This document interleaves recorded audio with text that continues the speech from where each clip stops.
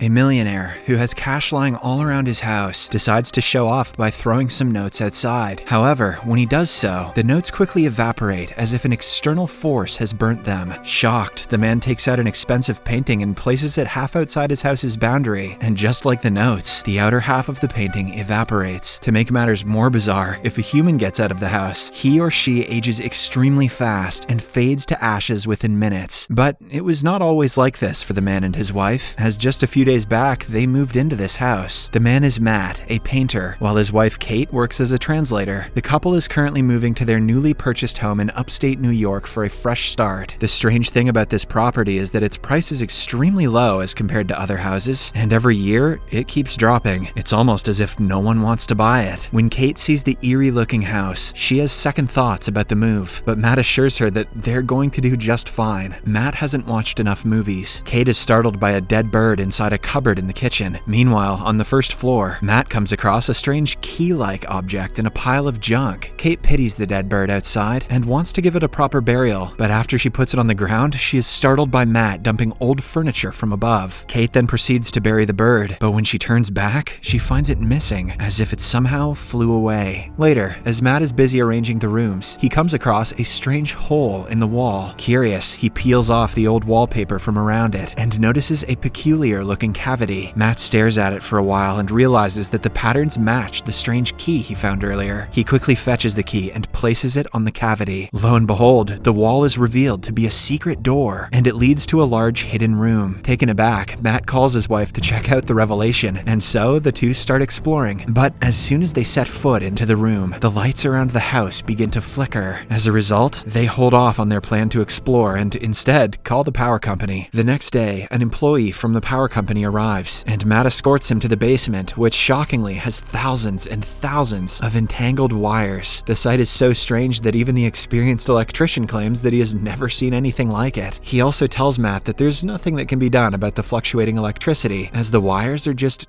too complex. On his way out, the electrician expresses his astonishment at someone finally buying this property. When Matt presses him for more information, the power company employee reveals that the previous owners of the house were brutally killed inside the property. Matt is caught off guard by the revelation, and out of curiosity, he researches about the previous owners on the internet. Apparently, the house is labeled as the House of Blood by the media, and it belonged to a couple named Paul and Madeline Schaefer. The couple were murdered by a man whose identity is famously known to the media as John Doe of the House of Blood. Currently, the murderer is locked up in a psychiatric facility. After working all day, Matt heads to the strange room and helps himself to a bottle of drink. He quickly empties it and wishes for another, just like any alcoholic. Suddenly, the lights go out, and when they come back again, a bottle appears out of nowhere in front of him. It seems as if the room has granted his wish. Matt is shocked, and he nervously picks up the bottle, confirming that it is very much real. This is an addict's worst nightmare. The next morning, Kate wakes up to an empty house. She looks for her husband everywhere before eventually locating him in the dark room. To her surprise, it is now full of eclectic items, including the original Mona Lisa painting. Kate nervously asks Matt where he got the stuff, to which he explains that the room can grant them all their materialistic wishes. She naturally finds this hard to believe, so Matt encourages her to make a wish. She wishes for $1 million, and after the lights flicker, several bundles of cash appear out of nowhere. Kate is astonished, but she's also spooked. She finds the whole thing sketchy, so she proceeds to leave. However, Matt stops her and convinces her to have some fun. Kate eventually agrees, and the couple spend their whole evening ordering champagne, money, and making love. Ah, the wish of any married man. Soon, Kate begins to wonder how the whole thing works, but Matt believes that it doesn't matter as long as they're getting everything they want. The scene then cuts to the next day. The couple now have all the things in the world, but Kate gets depressed when she realizes that they are all materialistic things, which don't have any real value. To cheer her up, Matt suggests they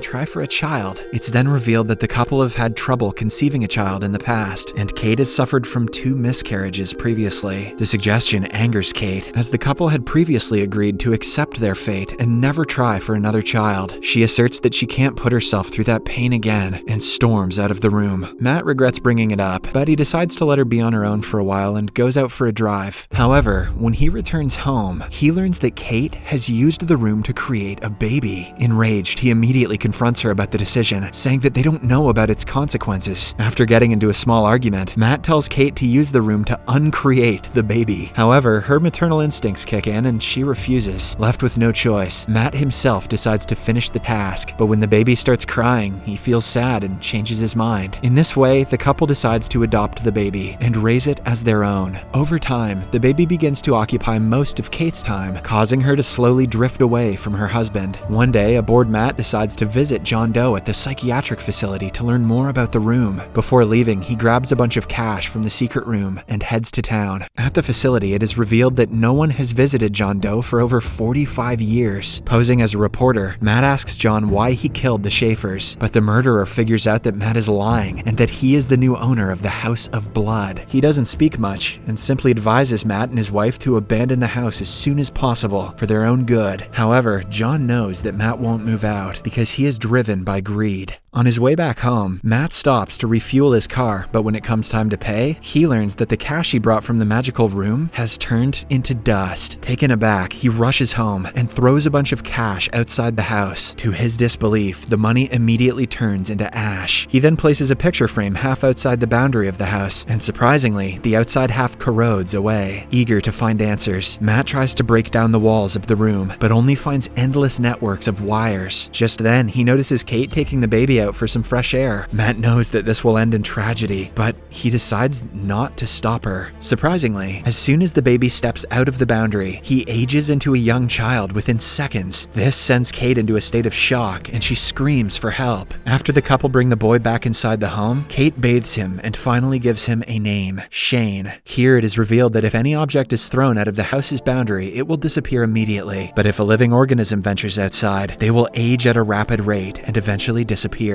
In the next scene, Kate puts the boy to sleep and confronts her husband about the room. Matt finally comes clean and tells her about the murder of the previous owners and John Doe. He also tells her how things disappear when they exit the house, meaning that Shane has to be kept confined for the rest of his life. Hearing this, Kate breaks down in tears. Several days pass by, and Kate starts to homeschool Shane. She also keeps him from venturing outside, telling him that he is sick and that there are germs outside. However, the boy quickly gets fed up with staying indoors and begins to take his frustrations out on his mother. "If Bubble Boy can do it, I can do it," he says. Nevertheless, Kate loves him a lot, as if he is her own. Almost all of her time is spent looking after Shane, and expectedly, this begins to take a toll on her marriage. On the other hand, Matt develops an interest in shooting. It helps him forget about his depressing reality. Meanwhile, little Shane continues to try and sneak outside. As a result, Kate is forced to board up all the windows and doors, except for the front door. One day, she gets into an argument with Matt, and the little Shane overhears his father calling him a figment of imagination. Later that night, a curious Shane ventures into the secret room and learns about its magical powers. He then spends the whole night researching the place. The next day, the couple finds the boy inside the room. To their surprise, he has transformed the place into an outside space. Kate is amazed by her son's intelligence, but Matt gets upset and drags the boy outside the room and hides the key. Suddenly, the phone rings and Shane picks up the call. It's revealed that it's a call from John Doe. Matt quickly snatches the phone back from Shane and warns John against ever calling his house. However, the murderer mentions that he heard Shane's voice and asks who wished for the child. Matt admits that Kate created him and inquires if there is any way to stop a room-created object from turning to ash. In reply, John starts unraveling everything. He reveals that he too was a child created by the magic room, and for an object to escape the house unscathed, the person who created it must die. It turns out John's parents wanted him to live, so they sacrificed themselves, which allowed John to become a part of the real world. This means if Kate dies, Shane will be able to live outside the house. As Matt listens to everything in disbelief, Kate overhears the conversation from another phone. Devastated, she leaves the house and drives away in hopes of crashing her car. However, she can't bring herself to do it. While Kate is away, Shane pesters his dad with questions about the room. Annoyed, Matt tells him that he's not a real child and tries to drag him outside. But the boy breaks free and runs back to his room. Matt quickly realizes his mistake and apologizes to Shane for his bad behavior. Later, when Kate returns home, she finds the two of them sleeping next to each other. Matt follows her to the kitchen and reconciles with her. Soon the two have coitus, and unbeknownst to them, Shane watches it all go down. Well, that's another way to grow up too fast. The next morning, the creepy kid steals the keys from Kate's pocket and ventures outside the house. When the couple wake up, they learn that Shane stepped outside and aged himself into a man. However, Shane still has the mind of a child. He is furious with Kate for lying to him about the germs and points a gun at them. However, Matt manages to tackle him down, knocking Kate out in the process. process. Later, she wakes up with Matt by her side with a sad face. He informs her that during their tussle, Shane got shot and passed away. He also mentions that he took their son's body outside, after which it immediately vanished. Distraught, Kate rushes outside to find her son, but to no avail. Following this, we are shown the real Matt, gaining consciousness in an empty house. He looks for Kate but fails to locate her. He then notices the lights outside the hidden room flickering. Realizing that someone is using the room, Matt tries to enter, but learns that it is locked from inside. Therefore, he tears a large hole in the wall and gains access into the room. The room is still a fantasy world created by the psychotic Shane. Matt walks through the woods and soon comes across an exact replica of his house. It turns out after knocking Matt out, Shane shapeshifted into Matt and took Kate to the cloned home. There, he forces himself on a grieving Kate, but fortunately, she realizes that it is Shane pretending to be her husband and runs to another room. Shortly after, the real Matt eventually arrives and Kate comes out of hiding. However, the other Matt also arrives and confuses her, as Kate is caught in a dilemma between the two. The real Matt calls her by her childhood name. This helps her identify the imposter, who she promptly pushes down the stairs. The impact reverts Shane to his true form. Meanwhile, Matt and Kate try to run, but the room begins to malfunction and the house turns into a puzzle. Shane eventually gains consciousness and catches up to the couple. He stabs Matt to death, much to Kate's horror. She breaks into tears and Shane tries to comfort her, but just then he notices the real couple outside, making their way to the exit of the room. It turns out the couple cloned themselves to distract the psychopath.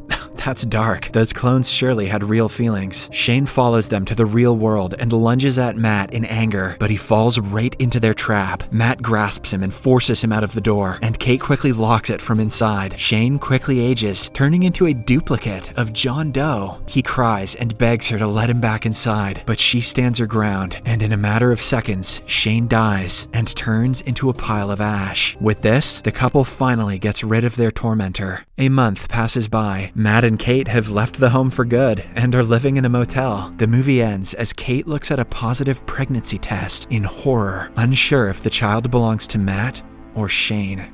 Subscribe for more videos like this, turn on notifications, and leave a like to help the channel out. Thank you for watching.